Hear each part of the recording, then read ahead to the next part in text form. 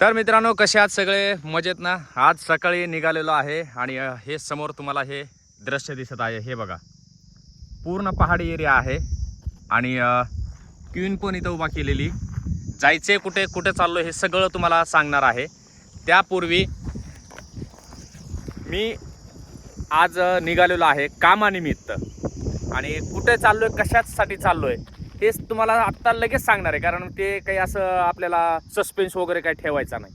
बच्चन पण सोबत आहे. मी निघालो शिर्डीला. गाडी घेतल्यापासून माझं स्वप्न होतं की मला बाबांच्या दर्शनाला जायचं आहे आणि जे काम मी करतोय ते कामं करत करत करत करत आपल्याला शिर्डी गाठायची आहे. आणि बच्चन पण सोबत आहे. मग बच्चन, हाय, हॅलो. आणि इथून निघालेलो आहे. तर आता तुम्ही बघू शकता, आता इमामपूरचा हा पूर्ण पहाडी एरिया आहे, हा फॉरेस्ट एरिया. आणि इथून जाणार आहोत आम्ही शिर्डीला. कारण पापी पेठ कसावाला आहे तुम्हाला माहितीच आहे. घराचं काम अपूर्ण राहिलेलं आहे. पावसाच्या अगोदर स्लॅबचं काम पूर्ण करायचं आहे आणि जी काही रिस्पॉन्सिबिलिटी आहे फॅमिलीची ती पूर्ण पार पाडत सगळ्या गोष्टी आपल्याला टार्गेट करायचं आहे.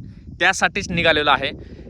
तर कुठे जाणार आहे, काय करणार आहे आणि तिथे कुठे थांबणार आहे, सगळ्या गोष्टी तुम्हाला जाणून घ्यायच्या जर असतील तर व्हिडिओ कंटिन्यू बघत राहा. कारण तुम्ही सुद्धा बाईकवरती जर बाबाच्या दर्शनासाठी जाणार असाल तर कुठे थांबण्याची व्यवस्था आहे, कशा प्रकारे तुम्ही जाऊ शकता, या सगळ्या गोष्टी तुम्हाला दाखवणार आहे. आणि वाघमारे साहेबसुद्धा आज सोबत आहेत आपल्या. कारण गप्पा मारण्यासाठी वाघमारे साहेबांना सुद्धा घेतलेलं आहे. क्वीन सोबत आहे आणि ही आपली कामाची बॅग घेतलेली सोबत. डिक्कीमध्ये खाण्यासाठी सामान, परत कपडे वगैरे घेतलेले आहेत आणि निघालेलो आहे. कारण काम काम काम करून आता सध्या असं झालेलं आहे की परिस्थिती आवाक्याच्या बाहेर गेलेली आहे. कारण मला सध्या माझं जे टार्गेट आहे, जे नेहमीप्रमाणे ते टार्गेट अपूर्ण राहिलेलं आहे. कारण पावसाच्या अगोदरच आपल्याला स्लॅबचं काम करायचं होतं ह्याच महिन्यात, पण ते काही अडचणीमुळे, आर्थिक अडचणीमुळे राहून गेलं आपलं. पण थोडेफार पैसे कमी म्हणण्यापेक्षा आपल्याला 70 ते 75 हजार रुपये कमी आहेत आणि ते पूर्ण टार्गेट आपल्याला करायचं आहे. तर आता बघू काय होते पुढे आणि कसा प्रवास आहे, काय आहे, कुठे थांबणार आहे, सगळ्या गोष्टी जाणून घेण्यासाठी व्हिडिओ कंटिन्यू बघत राहा. चला. तर मित्रांनो, फायनली आता बीडमध्ये आलो. हे बघा, बीड शहर. आणि बीड शहरातून आता आपण निघणार आहोत पुढे. मित्रांनो, आता आपण आलेलो आहोत आगासखांड, निपाणी, जळगाव आणि साखेगाव. हे रस्ता चुकल्यामुळे आपण शेवगावला जाण्यासाठी आता इकडनं जातोय आपण कच्च्या रोडने. ब्रिजचं कामही होतं, शेवटी गावच आहे हे पण. आणि ह्या गावातून आता निघणार आहोत पुढे. बच्चन तिथे गेलेत बिस्लरी आणायला. हे बघा,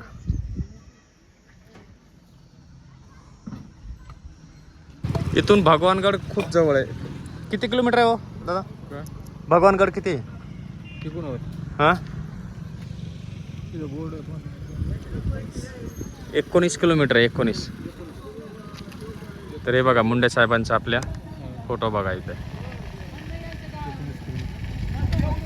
पिंपळगाव कोटेवाडी हा भगवान बाबा, संत भगवान बाबा चौक आहे. आणि इथून पुढे भगवान बाबाला जाण्यासाठी जो रस्ता आहे, तर इथून शेवगावला जायचं आहे आपल्याला. उन्हामुळे खूप त्रास झालेला आहे, त्याच्यामुळे कंटिन्यू व्हिडिओ बनवला नाही आणि आता पुढे निघालेलो आहोत आम्ही. तर मित्रांनो, आता आम्ही थांबलेलो आहोत साखेगाव म्हणून हे हायवे आहे. आता इकडे शेवगावला जाणारा रस्ता आहे आणि याच्या पुढे आपल्या बॉलिवूड क्षेत्रामध्ये एकेकाळी ज्यांनी खूप नाव आणि लौकिक्य मिळवलं होतं आणि सगळ्यात फेमस विलन, ज्यांनी अनेक असे सिनेमा केले ज्याच्या माध्यमातून त्यांची एक वेगळीच ओळख एक चित्रपट क्षेत्रामध्ये झालेली होती. बॉलिवूड असेल, मराठी असेल. असं सदाशिव आमरापूरकर सर यांचं हे पुढे गाव आहे, ते सुद्धा गाव तुम्हाला दाखवणार आहे. आणि तिथे विचारपूस करून बघू. आता इथं गाडी उभा केलेली बघा. आणि हे खाद्य घरून आणलेलं आम्ही, भुईमुंगाच्या शेंगा. Head north on Pathardi, Shevgaon road. हां, बरं, ठीक आहे. मॅप लावला ते बोलते बाई. आणि वाघमारे साहेब हे कशात शेंगा? भुईमुगाचे. बरं बरं, नाही मी थोडी म्हणले बाबळीच्या शेंगा आहेत. भुईमुगाच्या शेंगा आहेत, पण तुझा कलर खुल्लाच काही का असा ना. हो का? हां. तर मित्रांनो, आता आमची अशी गोची झाली तुम्हाला सांगतो, परची बुडून गेली घामान आमची. म्हणजे एवढा लांबचा पल्ला आम्ही पूर्ण केला आहे. आता इथून पुढे पण जायचं आहे, पण थोडा आराम करण्यासाठी इथे थांबलो आहे. तुम्हाला दाखवतो. हे बघा, इथे बसलो, चेहरा बघा कसा झाला आहे. आणि जायचं आहे पुढे.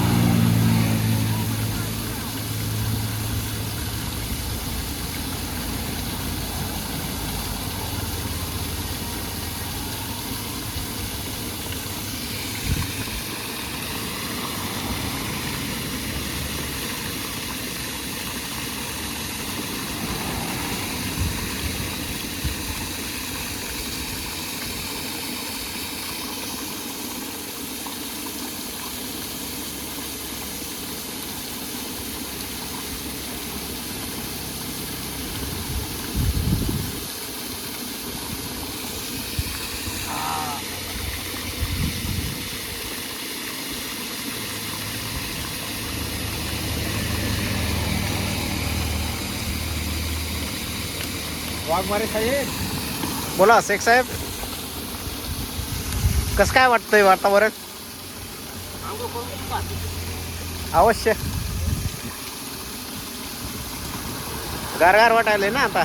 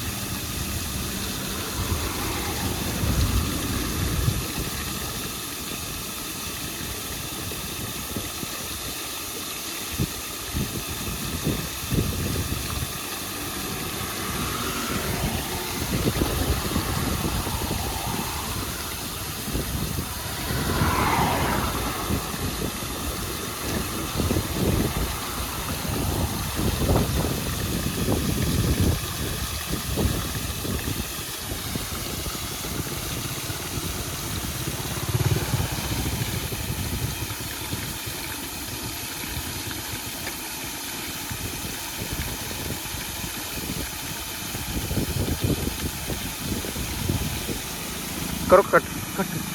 तर मित्रांनो, आता मी सध्या आहोत अमरापूर ह्या चौकामध्ये. आणि आता इथून आम्हाला जायचं आहे पुढे. जसं की तुम्ही आता बघितलेलं, आंघोळ वगैरे केली, खूप फ्रेश झालो आहे. बच्चन पण सोबत आहे. आणि आत्ता इथून पुढे निघायचं आहे. आणखीन 125 किलोमीटरचा टप्पा गाठायचा आहे. आणि हे श्री क्षेत्र भैरवनाथ देवस्थान आहे. इथे बघू आपण कोणी माहिती सांगते का सदाशिव अमरापूरकर सर यांच्याबद्दल.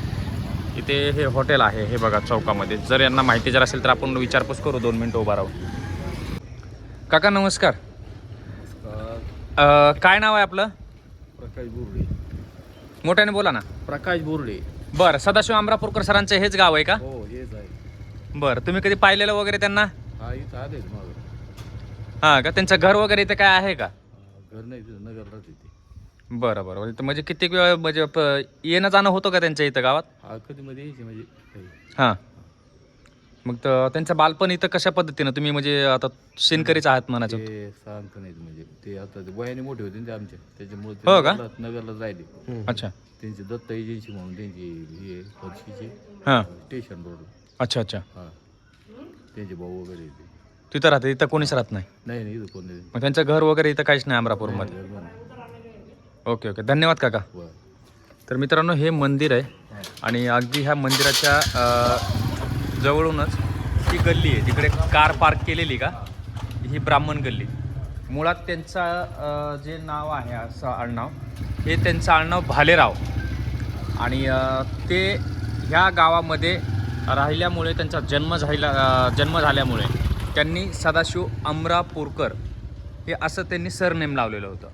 हे मंदिर आहे आणि मंदिराच्या समोरच ती जी कार पार्किंग दिसते तुम्हाला छोटीशी, मी झूम करून दाखवतो.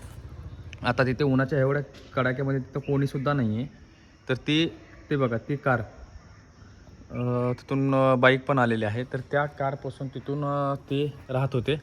आणि समोरच इथं मस्जिदचा एरिया आहे. इथंच त्यांचं बालपण गेलेलं होतं. त्याच्यानंतर ते नगरला गेले आणि नगरला गेल्याच्यानंतर पुन्हा ते तिथंच वास्तविक झाले आणि स्थायिक तिथे झाल्यामुळे इथून पुढे त्यांचं येणं जाणं कंटिन्यू गावात होतं. पण ते कधीमध्ये यायचे, जेव्हा त्यांचं मन वाटेल तेव्हा ते गावात यायचे, लोकांची गप्पा गोष्टी करायचे. असं आत्तापर्यंत आम्ही बातचीत केलेली आहे लोकांशी. पण त्यांच्या वयाचं एकही माणूस इथे आम्हाला गावात कोणी सापडलेलं नाही. त्यांचे रिलेटिव्ह आहेत, त्यांचे काही जेवढे काही घरातील मंडळी आहेत ते सगळे अहमदनगरला राहण्यासाठी आहेत. आणि आत्ता इथे बोलण्यासाठी कोणीसुद्धा सापडलं नाही. आता एक काका भेटले, ते त्यांच्याशी बोललो आहे. मलासुद्धा खूप लांबचा पल्ला करायचा आहे, त्यामुळे आपला जास्त वेळ घेणार नाही, कारण शिर्डीला पोहोचायचं आहे संध्याकाळी 7 ते 8 वाजेपर्यंत. त्यामुळे मित्रांनो, जास्त ब्लॉग न वाढवता पुढे कंटिन्यू बघत राहा. तर मित्रांनो, आत्ता आपण आहोत श्री साईबाबा विश्वस्त व्यवस्था आपले सहर्ष स्वागत करीत आहे. हे साईबाबांच्या संस्थांची हे कमान आहे आणि इथून श्रीरामपूरला शिर्डीला जाण्यासाठी हे मार्ग आहे. तर मी आता आहे नेवासा चौकामध्ये. वेळ झालेली 6:45ची, कारण ऊन एवढं असताना सुद्धा आम्ही कंटिन्यू आलोत. आणि सोबत बच्चन पण आहे. गाडी पण खूप चालवली, कारण कुठेच थांबलो नाहीत आम्ही. आणि आत्ता नेवासा फाट्यावरून आता पुढचा पल्ला करायचा आहे. कारण बच्चन, कसा वाटला प्रवास इथपर्यंत? आता मस्त एकदम. थकवा वगैरे आला का? झालं थोडं. तर साहजिकच आहे, कारण आपण इथून आता निघणार आहोत शिर्डीला. कारण मला फक्त हे बाबांची हे नावं दिसलंय ना, तर मला आणखीन जास्त एनर्जी आली. कारण कधी कधी बाबांचे दर्शन होतील आणि कधी कधी बाबांच्या समाधी मंदिरात जाऊन समोरासमोर प्रत्यक्ष बाबांना पाहिलं असं होतं आहे. कारण खूप उन्हात आम्ही एवढ्या लांब आलेलो आहोत. आणि आता इथून पुढे जायचं आहे. थोडंफार चहा वगैरे काहीतरी पिऊ. चहा पिणार काय का थंड? काय घ्यायचं आहे? ओके मित्रांनो, आता इथे वडापाव खाण्यासाठी थांबलो आहे. हा बाळूमामाचा वडापाव म्हणून आहे इथे. आणि वाघमारे साहेब म्हणाले भूक लागली, वडापाव खाऊ. इथे चौकातच आहे बघा, नेवासा फाट्याच्या या चौकामध्ये. ते बघा, क्वीन तिथं पार्क केली आणि वडापाव खायचा आहे आता.